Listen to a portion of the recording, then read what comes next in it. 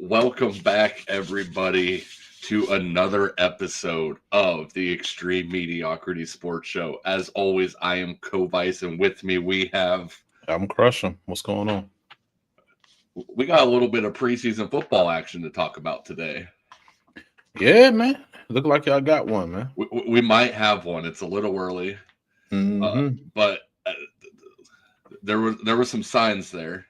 A little bit different than what you guys had going on, but you never know. He might, from what we saw, he definitely has the hype train behind him.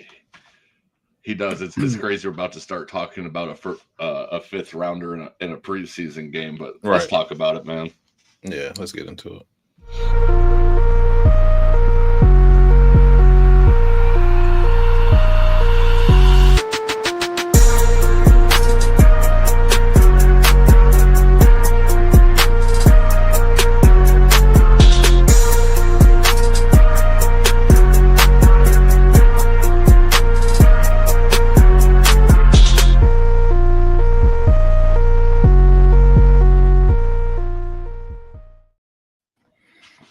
Yes, sir. Preseason football is officially underway. It was a busy day, too. There was a lot going on. There was. It seemed like there was things happening in every game. Some wild stuff. Your game had a lot of stuff going on. Had a couple fights. I expect nothing less, though, from Cleveland, though. You guys are kind of rowdy. We're gritty. But we had some scuffles. There were some injuries in some of these games that you just can't have happen. Yeah, that's the one thing you don't want to happen is those injuries. So if we're talking about right here, the Colts and Ravens. Yeah, viewer discretion advised. Please, viewer discretion advised. I mean, his pinky is pointing at number 90 right now. His pinky about to poke him in the eye right now, man. But yeah, this injury was definitely a crazy injury. Definitely could have avoided this one too. Yeah, I mean, obviously, as the quarterback, you need to be aware of everything going on around you. If I remember correctly, only had the running back there with him. He went out for a route and just complete blindside. Right. Yeah, it didn't seem like he knew where his hot reads were.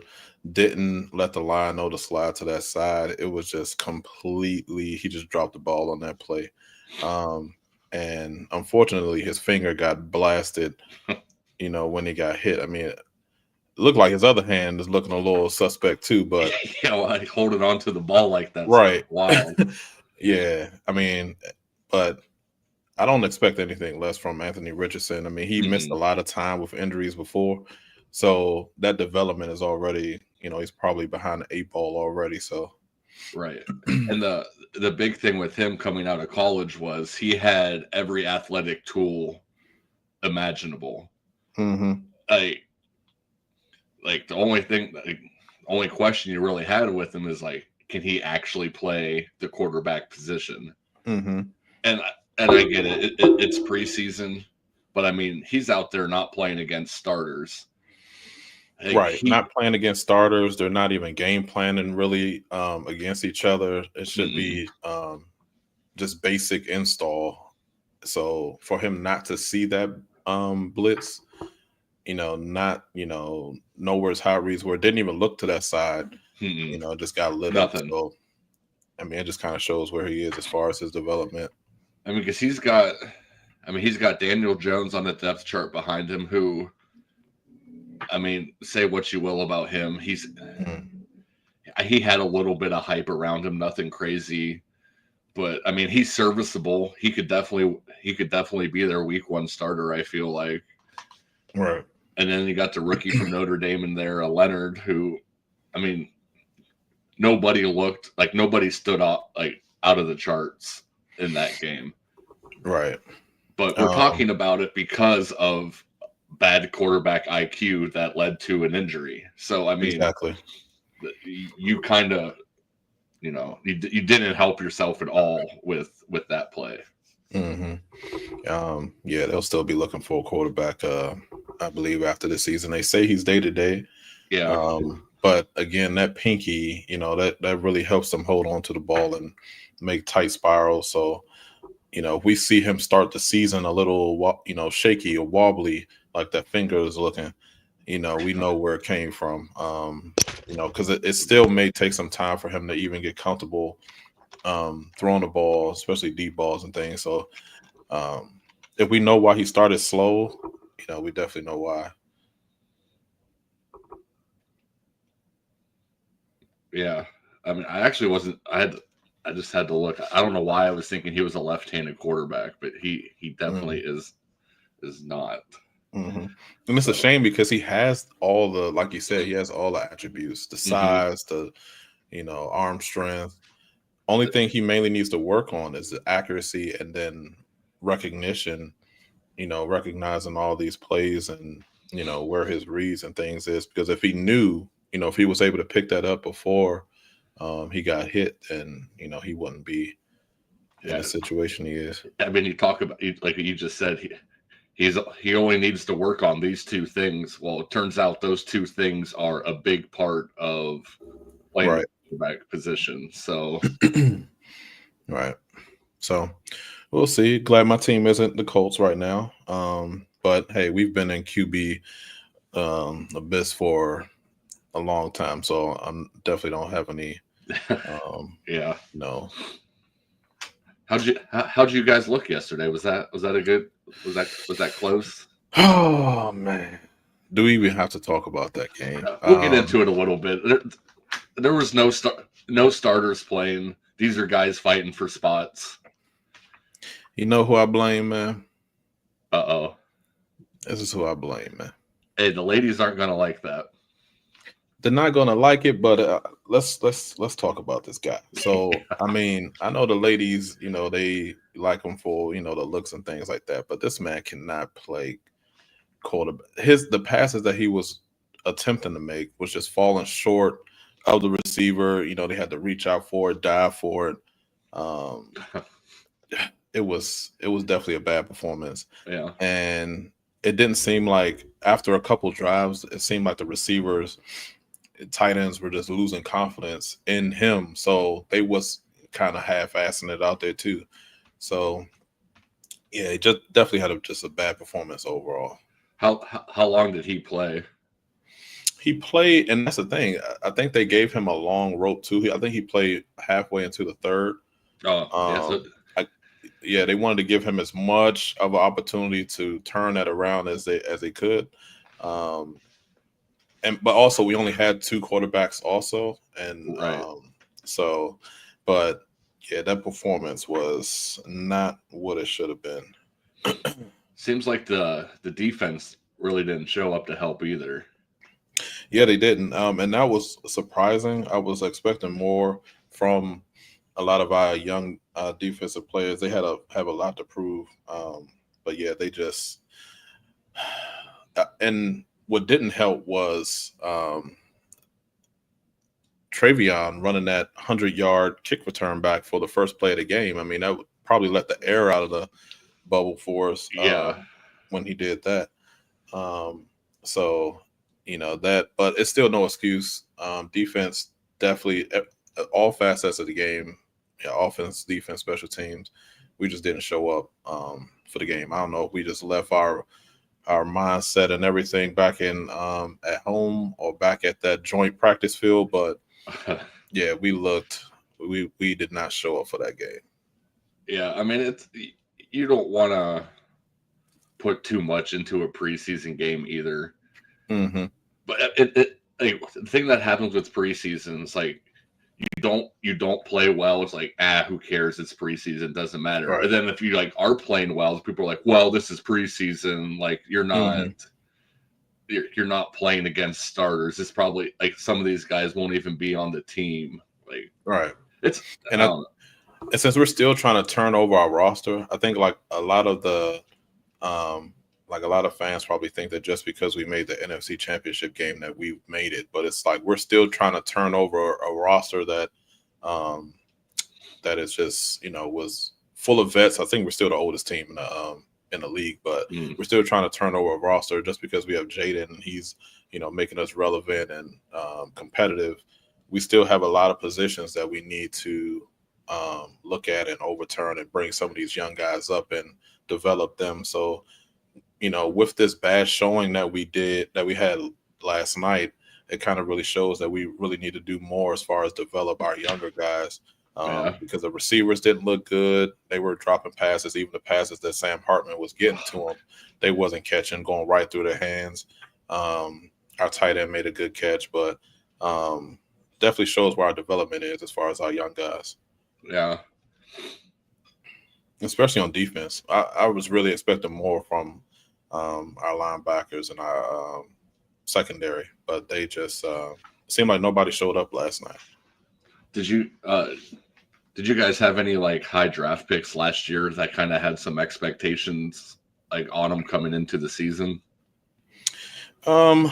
We did. Some of our younger guys had played well last season, but like Mikey Samerstill and of course Jaden and Luke, we were expecting a little more from him last season. We thought he would show a little more, but I was expecting more from him yesterday because he has a little experience from last year, but so I was okay. This might be a little showcase for him where he can show the steps that he made from last season, but I don't think he really did anything either. Maybe had one catch, but he didn't really show anything. So I don't know. Hopefully they'll have a better game next week against the Bengals, but definitely was expecting more from our young guys, especially since we didn't play any starters. They had a lot of time where they could show what they can do.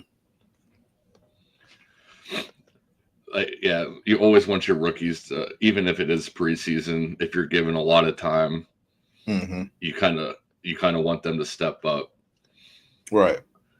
But do you know who is a rookie and who did step up? There he is. Yeah, man. You might have one there, man. You might just have one here. We were hearing a lot of negativity about this guy going into this game. And so there's been talk about him since the draft. The experts had him a top 5 pick. And he just kept dropping. He just kept dropping. Third round comes around. It's like, the Browns select quarterback. You're like, oh, here it is. Dylan Gabriel. Like, okay. Then that's when it got disrespectful at that time. So third round gone. Fourth round gone. You're coming back up into fifth round. And they hear quarterback again. And you hear the name Shedeurs Sanders from Colorado. And you're like, so why do you think he slid so far in the draft? I don't know. Yeah. There was people saying like there wasn't anything about his quarterback ability that allowed him to drop in this draft. There was baggage of what if primetime Deion Sanders is your dad, is your head coach. Like that's bringing a lot of already a lot of eyes and a lot of talk onto you.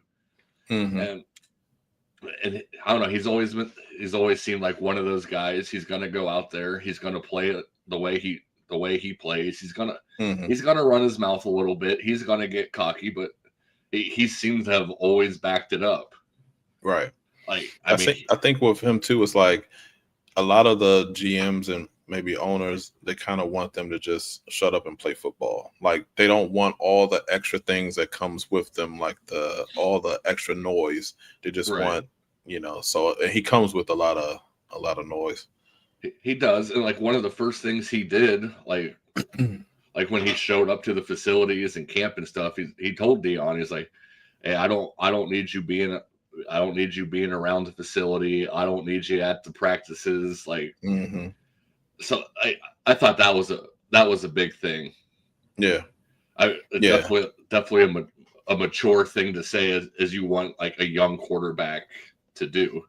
Yeah, I think so too. And I mean, it does show his maturity and that he wanted to just go in and focus. I remember hearing things when RG3 was here and his father was always in the locker room, always around. And that can be like a distraction when you have your parent there, but especially if your parent is Dion. Yeah. So it's good that he kind of, wanted him to stay away. I know Dion still had his health issues, but it's good he, didn't want him, around while he was working on everything. We were talking before the show started of that video of him walking through the hallways of the stadium with music playing. I literally had to put down my phone and give him. I was fired up for a 5th round pick starting in a preseason game. I like how he's not changing up who he is. No, and like, who's the last 5th round pick that everybody was like glued to the TV? Yeah, to see play, like any position. Yeah, as if it was a regular season game. Yeah, but he showed out. Let's go over that a little bit here. Yeah, but he he definitely and that's the thing though too. Following up on that, it's like, what do you think will happen week 1 in a regular season game if the world was tuned into a preseason game of his performance? Yeah, I mean, it would be 10 times that for a regular season game. So I think when we talked about all the quarterbacks like we had on the roster before, I still think the odd man out is going to be Kenny Pickett here. The veterans wanted Joe Flacco in. Like, that was their guy. Like, and I get it. You want a guy. I mean, he's older, but he can still sling it around a little bit. Right. I think he, like, week 1 he gives us the best chance to win. So then you get into the 2nd and 3rd string where you have Kenny Pickett, Dylan Gabriel. Right. Now, the Kenny Pickett trade never really made sense to me. You traded a backup quarterback for a backup quarterback. You could have just released but I don't think your plan going into the draft last year was to take 2 quarterbacks, because you just never do that, really. I think you guys did with RG3 and Cousins, but that's a little different. And that was because we had, like, the owner wanted RG3 and Coach Shanahan wanted Kirk Cousins. So it's like they were just going back and forth with that. But yeah, the owner wanted RG3. So I mean, we're kind of in that same situation, because the owner wanted Gabriel and the GM wanted Sanders. Yep. But I think what's going to be important for, like, the other quarterbacks now is they need to get out on the field. Like, they cannot miss any more time. Oh yeah, because if they let Shedeurs come back out next week and do that again, I think I don't know if we'll see Flacco at all until maybe week 3, maybe play a couple drives. But yeah, not only if Shedeurs comes out and does, if not what he did or better, do you think it's him?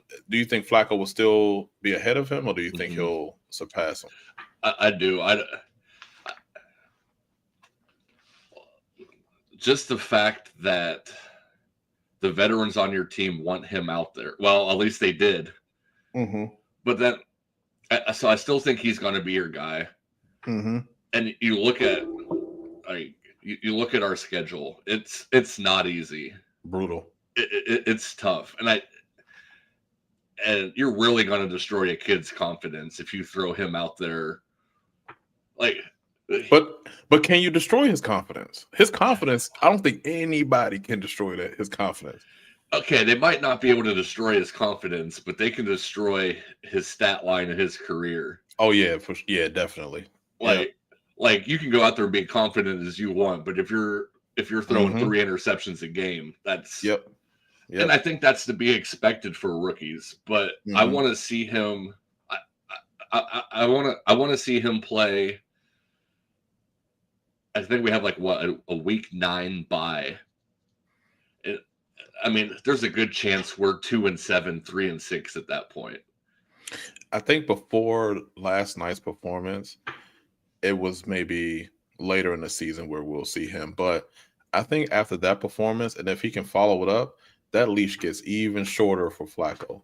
Like, I think Flacco was definitely looking over his shoulder for Shedeur, and that switch may be coming. Maybe he won't play because I think you have a lot of divisional games early on, but maybe after like week 4 or something like that, I think if the Browns are maybe 1-3 at that time or something, they might make that switch to give the team a jolt. Yeah, I don't know. I mean, he showed out. Okay, he wasn't playing. He wasn't playing against starters, but he didn't. He didn't have any either. Correct. He didn't have any. He looked poised in the pocket. He didn't seem to really let pressure get to him. He had a nice 3rd and long where he just waited in the pocket, waited for the play to develop, and found his guy for a first. He scrambled when he had to. He slid. There was a 4th and 2 where it was a bad play call. 2. Oh yes, I know which one you're talking about. 2. I think they had empty backfield. Yeah, empty backfield, and the offensive line just forgot how to play football for the first 2 seconds of that play. Yeah, and he was dancing around in the backfield, and he still got a throw off. Like, he didn't get sacked. It wasn't really anything close to a completion, but he got the ball out of his hands, didn't fumble, didn't turn it over. As soon as I saw that formation, I said, "What are they doing? Like, you're going to give him?" I think it was like could have been 4th and 1, and you're going to put empty backfield, not even try to give the suspicion of a run. You just you didn't disguise any intentions. Yeah. There.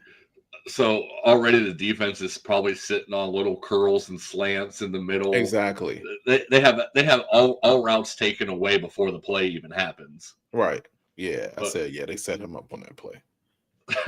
But other than that, 14 to 23, 60% completion. I will admit I didn't. Did you see the first touchdown pass? Oh, that pass was layered it between and over 2 defenders.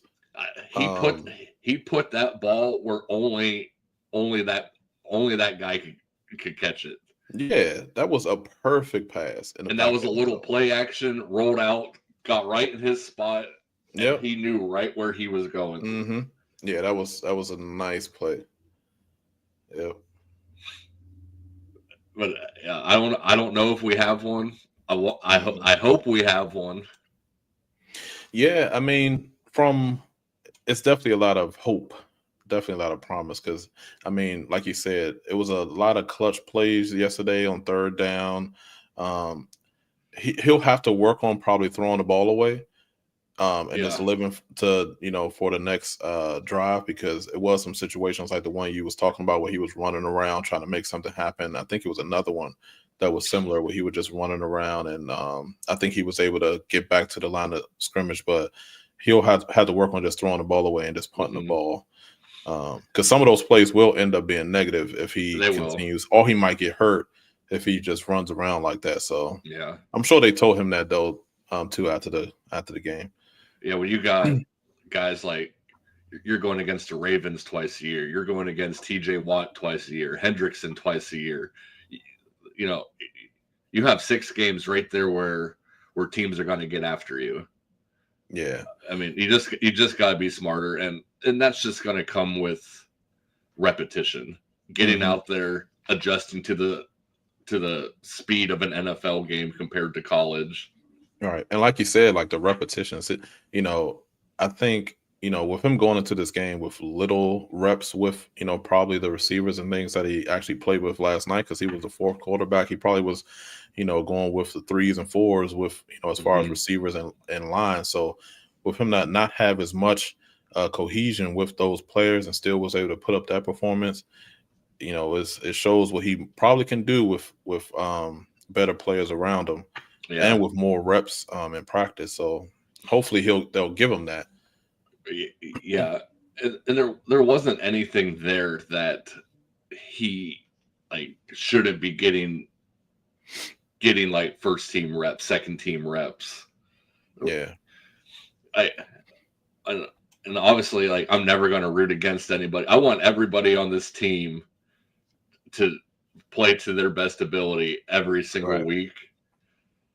But there's a potential of us having 2 top 10 draft picks next year with our pick and Jacksonville's pick from the Travis Hunter deal. Now, if you can go into next year's draft and not have to worry about a quarterback, that is huge. Huge.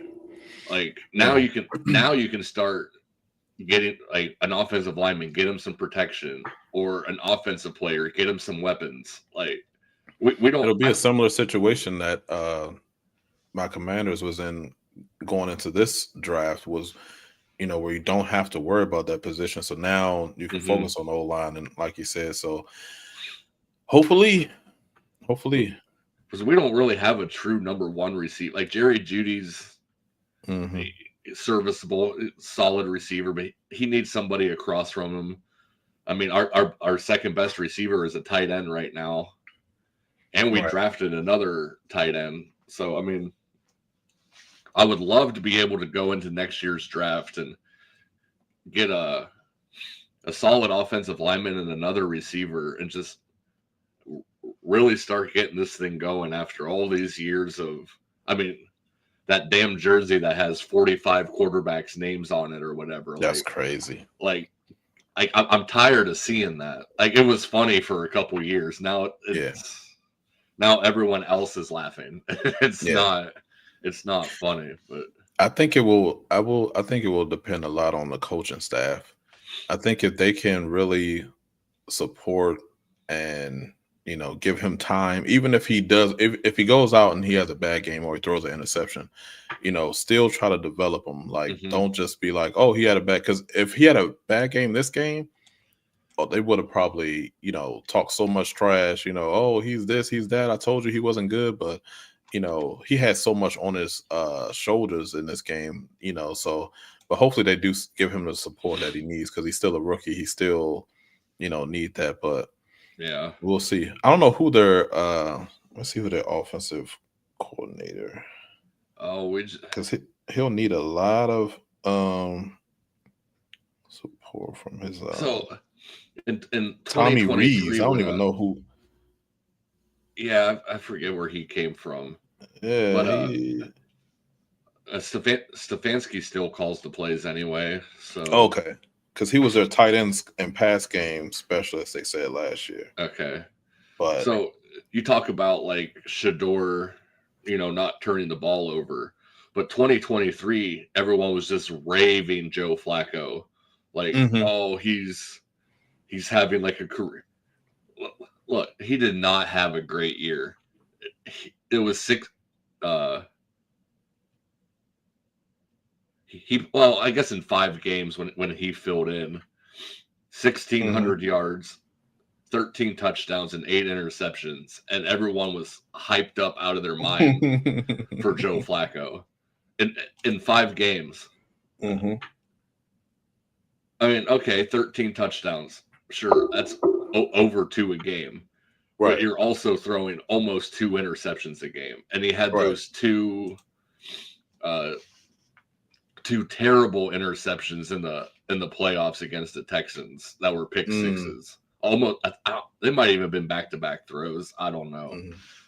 And that's why I don't see the point of even starting him this year. It's like you're going to start him. I don't even know how old he is. Maybe 37, 38. I mean, I know he's getting up there, but you need to try to find he's 40 in the future. Oh, 40. Yeah. So if you start him and he has a good season, it's all for what?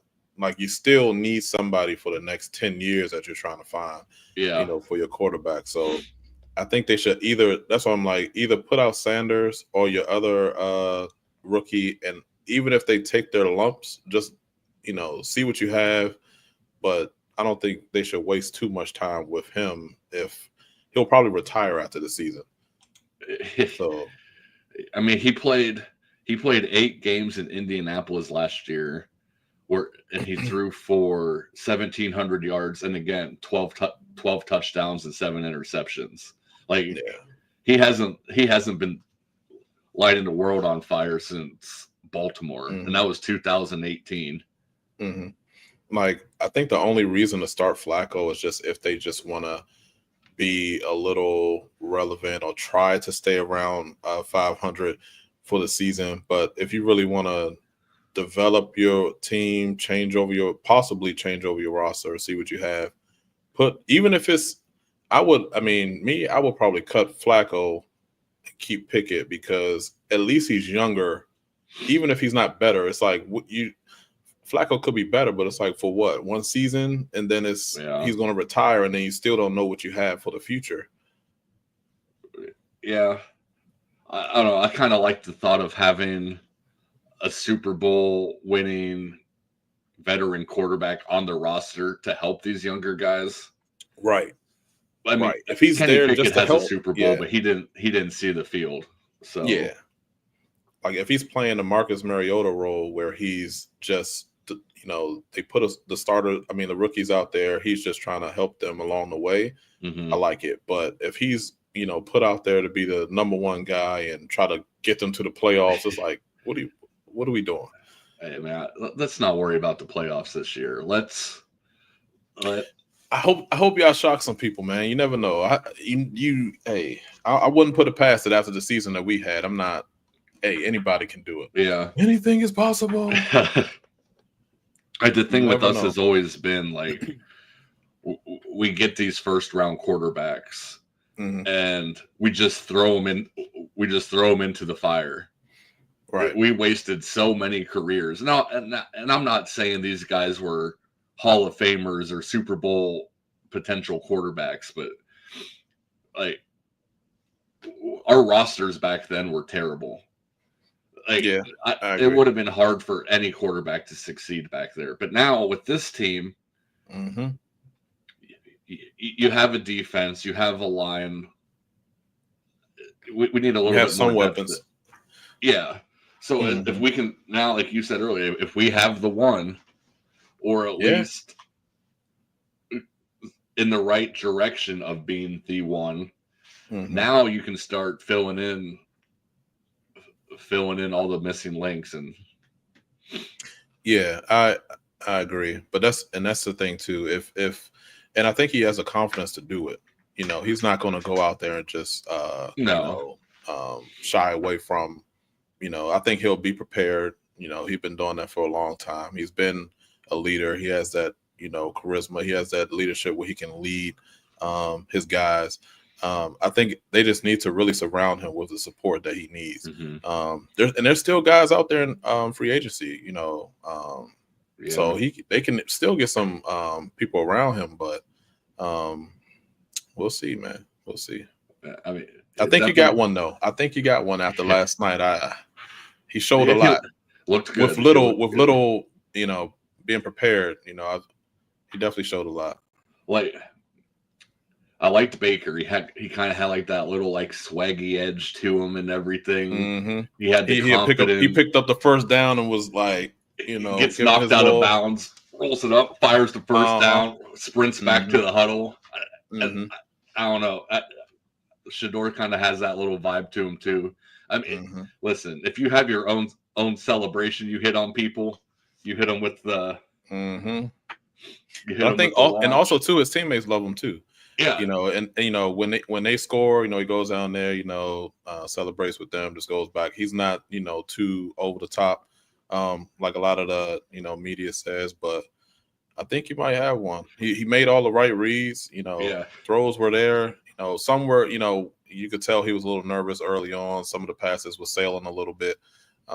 Even that deep pass he made where the receiver had caught it with one hand, that was almost in the bucket too. It was but he still got it. So he definitely made a lot of plays. It's funny you said like teammates like him. So like at the beginning of the camp when all the rookies report before everybody else, like there was a lot of media on out on the field, and the Browns would post something. Everybody's like, "We want 12. We want 12. Where's Shedeur? Where's Shedeur?" And then they had all the rookies taking a group picture. Okay, you have first round picks in there. You have a second round, a third round. You had everybody in this picture together, and they were doing this. They all had their lists up. I was like, if you're filling Gabriel right now, you were the third round pick. You hear your name called, you're thinking like, okay, I'm gonna be taking over this team in a couple years. Then like, oh yeah, you hear the name Shedeur coming in, you're like, okay, we're gonna have. Everybody was already like looking past him. Yep. Like, and that's the thing. I'm sure the players see the difference on the field. They probably see the level of quarterback play from Gabriel to Shedeur, so they probably see it too. And that's the thing you can't lie to as the players. The players know who should be the quarterback. So that's probably why they rallying around him too, is because they see that he is better than Gabriel. Yeah, I don't know. Like, obviously, we don't see what goes on in the locker room, but I do think that's a big part of it. Like Dylan Gabriel is not going into this locker room and getting everybody fired up. Oh no, he'd have to get on his little step ladder and be like, "Hey, I'm talking." Right. I don't know. It's really hard to like not get too excited after a fifth rounder in a preseason game. I will say this: week 2 preseason, if he gets time again, and like Pickett plays and Gabriel plays, and they both struggle, and he shows out again, I'm gonna have a little bit of a different attitude towards it. Like, yeah, man, like that next episode. Yeah, hey, you might have to get that jersey, man. I'm getting a 12 jersey for sure. Might have to get that jersey. I was looking for that shot, that QB post where it looked like Gabriel was like 4 foot, 4'5", standing next to all those other guys. But yeah, I definitely think you definitely might have one in your room. It just depends on if the coaches and things see it. They could be, may have some other thoughts. I mean, they might not be able to ignore it after too long either. So, yeah, that's true too. Yeah, that's true. We can get into one more thing that happened during that game. We had a little bit of a UFC fight going on there. Hey, man, what is going on? Preseason fights.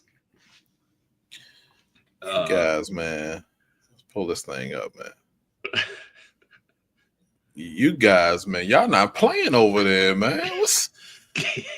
What the? I mean, so it definitely seemed like the Browns, player was like trying to hold on to his face mask, and you definitely can't do that against somebody. But and then rip the helmet off. Like, there was another video I saw. We were not the instigators in this. Oh, okay. So what happened was, this was actually a run for no gain. Okay. And what happened was, Legette, or whatever his name is, that dude from the South with the accent, you see how he kind of has his arms around Jenkins' leg. He was still blocking him down the field like that after the play was over. So he still had his arms around like his midsection and was driving him back. And then after that, Jenkins pushed him down onto the turf, and this is what happens when he gets back up. Hey, man, don't mess with the Cleveland Browns this year, man. See, y'all snatching helmets off. See, right there's the media trying to go against us. You just see us ripping off a helmet, but hey, I want to see the other. The guy was throwing blows, man. I never understand that when you throw blows and the person has a helmet on, but no, hey, that's why he was hitting them with some left and right. Let me get this out of the way. He was hitting them with some. Well, I guess it would have been funny if he would have gone all Myles Garrett on him, ripped that thing off. Oh yeah, start swinging that. Yeah, man. Well, hey, a little bit of passion from both teams in a preseason game. I'm not upset about it. I mean, we're talking about it, so right. So finishing up with the Browns, what do you think about the outlook of this man going forward? Do you think that the team will eventually make the switch, or you think they'll just kind of delay it, kind of see how it goes through the regular season? I think you have to see how it goes. I mean, like I mentioned, like we always just throw these dudes in, and they're just set up for failure. Right. And like you can have all the confidence in the world, which he clearly does, but you have to go out there and perform. Right. I mean, NFL sports in general, it's a performance-based, league. Like you have to go out and play well. And like I said, give him. I mean, I don't know how Pickett and Gabriel are going to look either. We might be talking about them in a couple of weeks. I don't know. Right. But he's just got to go out there, play smart football. He's going to turn the ball over. He's gonna have some miscues. Like, hey, you were staring down the left side of the field. You had your guy wide open over here. He's going to miss some open throws. He's going to get hit. You just got to keep going out there and showing that you're capable of doing it, and he'll get a shot. Yeah, no, he's able to learn from the mistakes that he makes, because he definitely has all the skill that it takes. You think those other quarterbacks are going to rush back from those injuries? Those little nagging things. They are already healed. Right. They probably already practiced it today. Like, I'm good, coach. Hamstrings were just magically like, oh man, they're out there sprinting on the field. Right. They probably was asking the coach last night, hey, you need me to come in? Well, and then the sixth quarterback on our team, Huntley, who we just signed just for a body, he went out there and put up a touchdown too. Yeah. He said, oh, hold on, let me let you know that I'm still on the team. I'm still good. Don't forget about me. But he'll probably be the first one cut, though. Oh yeah. If you're just bringing in just for, he's just a body right now. Yeah, you got to be more than just a body. But I think you were right in the one episode. I think Gabriel will be on the practice squad. And that, well, if we don't trade Pickett or anything, but I do think Shedeurs is going to work his way up into QB2.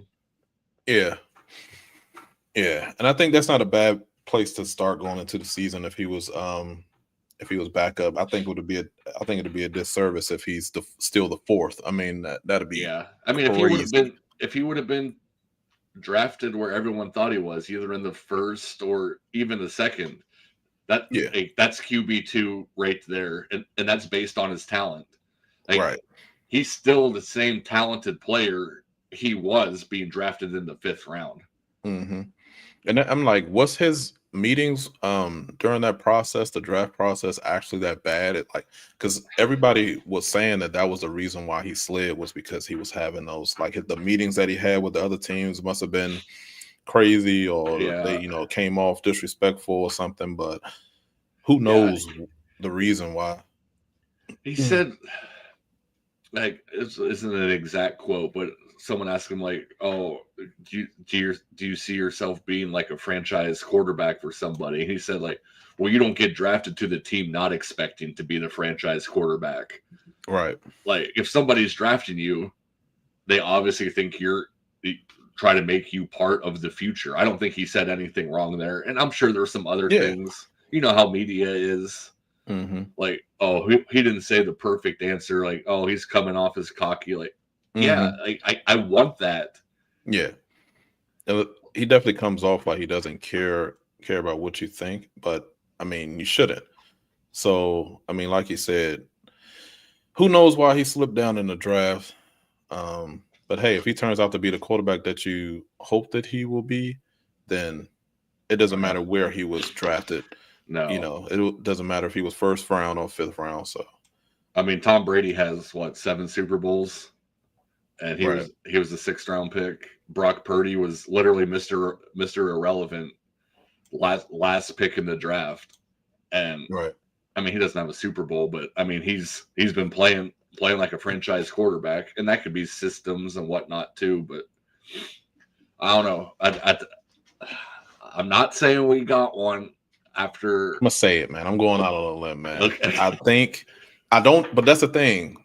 We can get into this on another show too, maybe closer to the regular season. But I think you may have the right quarterback, but not the right coaches around him to lead him to where the Browns could be. It may take like a Cliff Kingsbury next season after he leaves, or it may take somebody else to come in and really, take over and really develop him. Because I think if he had a Cliff Kingsbury, and I will say this one thing I was dreading about this pick.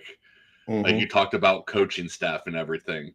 So now let's say Shedeurs goes out there, he's making plays when we're losing games. Now you got to start looking at the personnel around him. And the only thing that I'm worried about is, we got to go get Prime. We got to bring in Dion. And I just don't want him anywhere around this team. I think that would be a big mistake, is bringing in Prime just because Shedeur is here.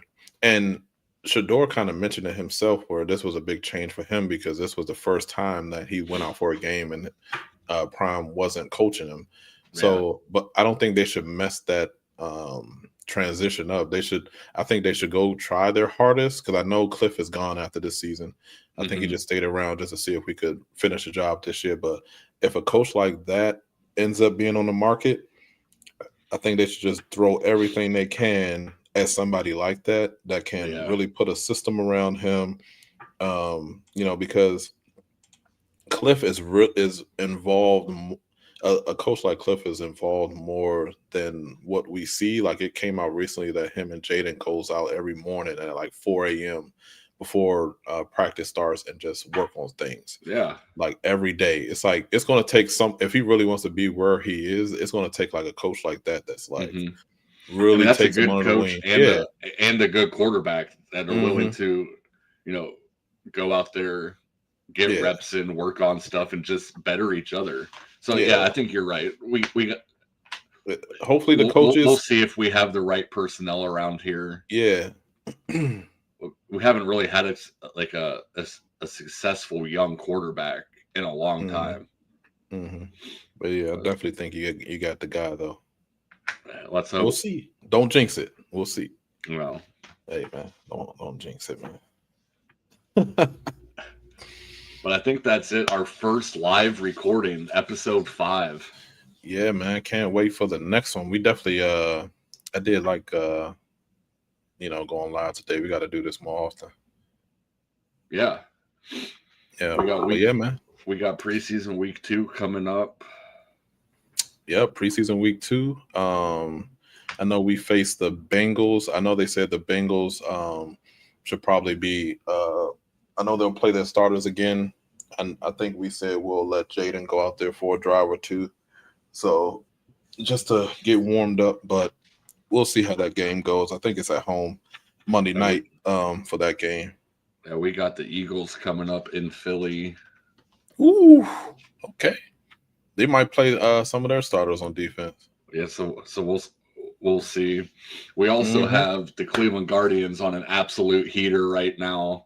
Okay. Closing the gap there in the wild card, closing in on the division. So that's something I'm keeping an eye out on. Oh yeah, I know the Nationals don't really get into that.